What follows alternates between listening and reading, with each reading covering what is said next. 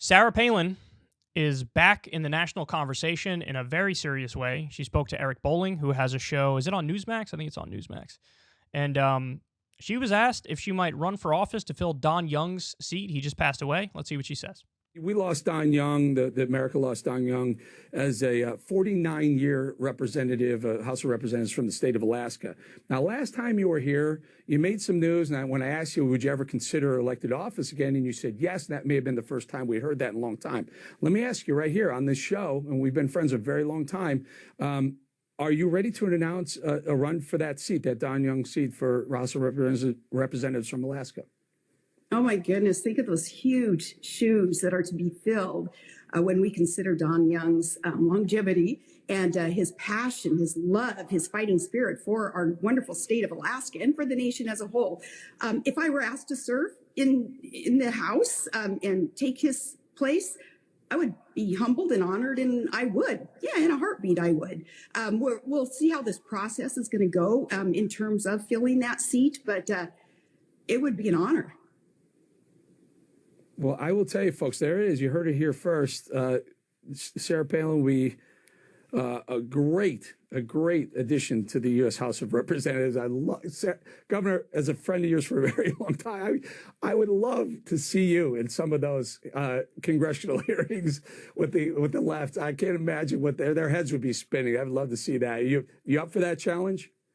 Well, when you have nothing to lose, kind of like President Trump, when he came into, in one sense, you have everything to lose as Trump gave up so much. But on the other hand, when the media has already clobbered you as bad as you can get clobbered, and the haters, you're not going to change their mind. But you have faith that there are enough Americans who understand where you're coming from, your love for the country, your servant's heart. I think that there are enough Americans who understand what we need. And when I have nothing to lose, as is the case today, I think it'd be good for my family even. All right. Oh, man. Now, what a lot of the younger viewers might not know is that Sarah Palin was viewed as like the precursor to Trump, like kind of set the stage for somebody like Trump, because she was picked to be John McCain's VP in the race against Obama and Biden. And as soon as she got the national spotlight and started talking, everybody realized, oh my goodness, she's really, really not bright. And she's like proudly anti-intellectual. She did debate with Biden where Biden crushed her in 1,000 ways. She was a gaffe machine. Now, Biden is too, but Biden is in a different way. It's not like he's a gaffe machine because he's stupid. He's a gaffe machine because he says very politically incorrect things, to say the least. Or he did a lot. So Sarah Palin, and she was beloved by the base, whereas the majority of the country overwhelmingly rejected Sarah Palin. Trump obviously was a little bit different. It is the case now that most of the country rejects him, but he obviously was popular enough to win the presidency in the first place.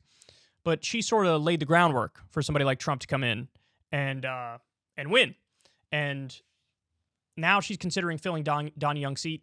Now, my favorite fact about Don Young is that he once very famously said that people who, this was during the Iraq War, he basically said he attributed a fake quote to Lincoln and said people who undermine the troops or question the troops during times of war are like treasonous and should be put to death.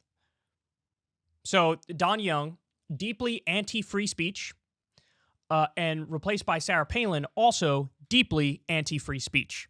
How is Sarah Palin anti-free speech? Well, she just waged a lawsuit and also appealed against the New York Times, claiming like defamation or libel or slander or something like that.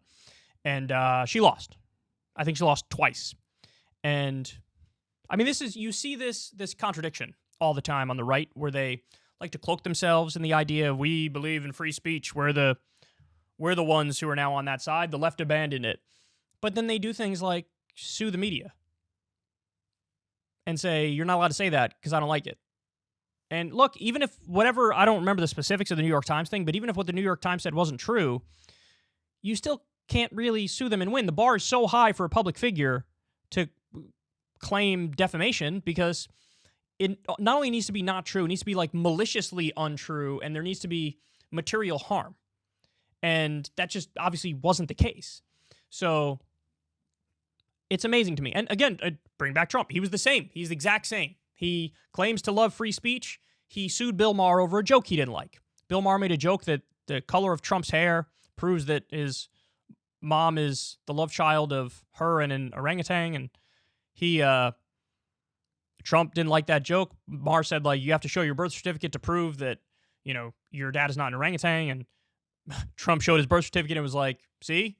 And then sued Bill Maher, and Bill Maher was like, the fuck is wrong with you? So free speech guy doesn't like a joke that makes him the butt of the joke, sues him. You're not a free speech guy. You're not. He also said you should ban flag burning, et cetera, et cetera. You guys know all the stuff he did, but she's back, man. She's back. Now, to dissect what she's saying here, it seems to me like she wants to run, but she's doing that thing where she says she's running without explicitly saying that she's running, so that's how you start to raise money and you can skirt a lot of campaign finance laws. That's what it sounds like to me, but I don't know. You guys tell me if you agree with that, because we've seen this a number of times. Like Trump said it on a podcast recently. He's like, you're not allowed to say it for certain reasons, but I think a lot of people are going to be very happy. So he basically confirmed he's running without flat out saying, I'm running. And I think Sarah Palin's doing the same thing, again, to raise money with fewer restrictions and regulations. And so that's why she's like, I'm running, but I'm not going to explicitly say I'm running. That's what this strikes me as. Again, you guys tell me if I'm wrong. You guys tell me if I'm reading too much into it. I'm like 78% sure that's where we're at with this, but there you have it. She's back, and she's going to be right up there with Marjorie Taylor Greene, right up there with Lauren Boebert. I mean, at the very least, we'll get some tremendous content. That I can promise you. Hey, y'all, do me a favor and like and subscribe. It helps out big time in the algorithm. Click the bell as well for notifications when videos drop, and watch that video on screen right now. You know you want to.